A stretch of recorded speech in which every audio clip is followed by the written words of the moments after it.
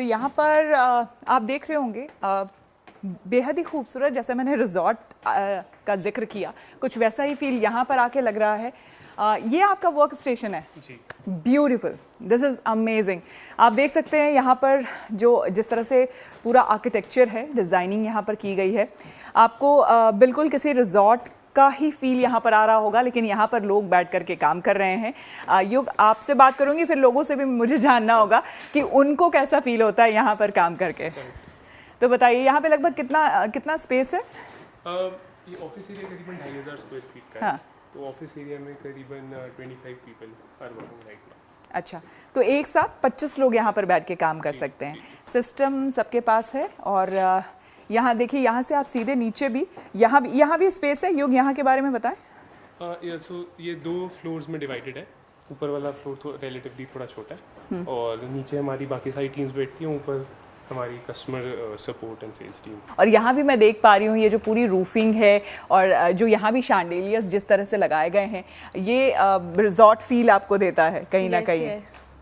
मतलब यहाँ पे फील ऐसा होता है कि हम लोग office environment is good, but यहाँ पे आकर के सेम ऐसा लगता है कि लाइक हम कैफे में, रिजॉर्ट में, तो मतलब वर्क जैसे काम करते हैं उसमें भी इजी, मतलब अच्छा लगता है वर्क करने में, एनवायरनमेंट। अगर आप इस पूरे स्ट्रक्चर और ऑफिस को देखेंगे तो आपको यही महसूस होगा कि यहाँ पर पूरी कोशिश की गई है कि मिनिमलिस्ट अप्रोच भी रखा जाए, साथ ही साथ एक ऐसा वर्क एनवायरनमेंट यहाँ पर बनाने की कोशिश की गई है कि लोग नेचर से जुड़ा भी अपने आप को महसूस कर सके।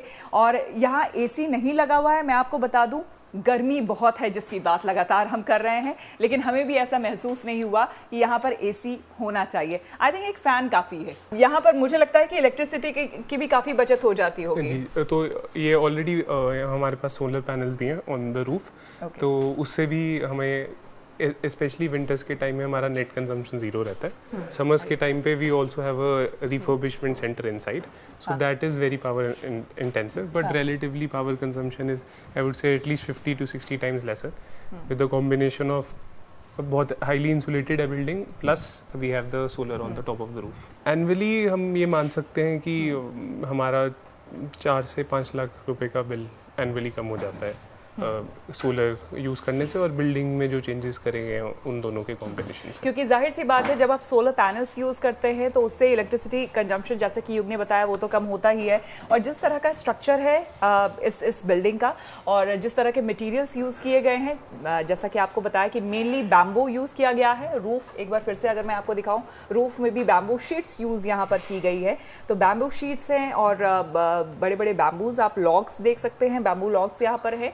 तो इसका यूज़ करने से ये हुआ है, पूरी तरह से इंसुलेटेड है ये ऑफिस। और यहाँ पर एसी भी है, आपको नहीं के बराबर यूज़ करना होता है। हार्डली मुझे लगता है 1 या 2 एसी काफ़ी मिनिमल यूसेज है, काफ़ी मिनिमल है।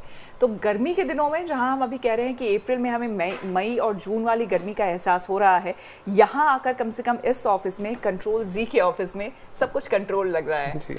हम भी जब ये प्रोजेक्ट कर रहे थे, काफ़ी चैलेंजेस हमें भी आए कंस्ट्रक्शन की स्टेज में, कॉन्ट्रैक्टर्स ढूंढना, कॉस्ट डिफाइन करना, क्योंकि इसकी मेजरमेंट ऑफ कॉस्ट वैसे नहीं होती जैसे एक कन्वेंशनल बिल्डिंग की होती है। और इसमें सबसे इम्पॉर्टेंट बात है, ये बैम्बू से एक बिल्डिंग को बनाना, ये कोई नई बात नहीं है। आई थिंक हज़ारों साल से ये हो रहा होगा। पहले के प्रिमिटिव जो घर होते होंगे गाँव में, आज से हज़ारों साल पहले, वो भी नेचुरल मटेरियल से ही बनते थे।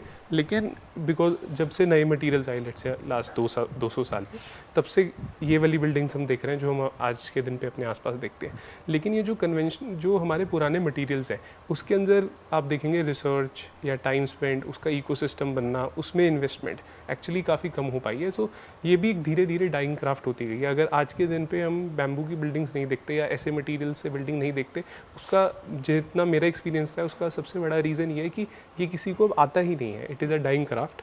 तो ये जो बिल्डिंग भी बनाई गई है, ये इसके लिए वेस्ट बंगाल और नॉर्थ ईस्ट से ही सारे आर्टिजन्स आए थे, कॉन्ट्रैक्टर भी वहीं के थे, इवन बैम्बू की सोर्सिंग भी नॉर्थ ईस्ट से करी गई है। तो ये तो काफ़ी कॉस्टिंग ज़्यादा नहीं पड़ गई? हमारा जब हमने बनाना शुरू किया था, तो हमें भी क्लैरिटी कम थी कॉस्टिंग के पॉइंट ऑफ व्यू से। पर अगर आप इस बिल्डिंग को देखेंगे, इस बिल्डिंग में कोई भी एक्सटर्नल इंटीरियर वर्क और एक्सटीरियर वर्क करा ही नहीं किया गया।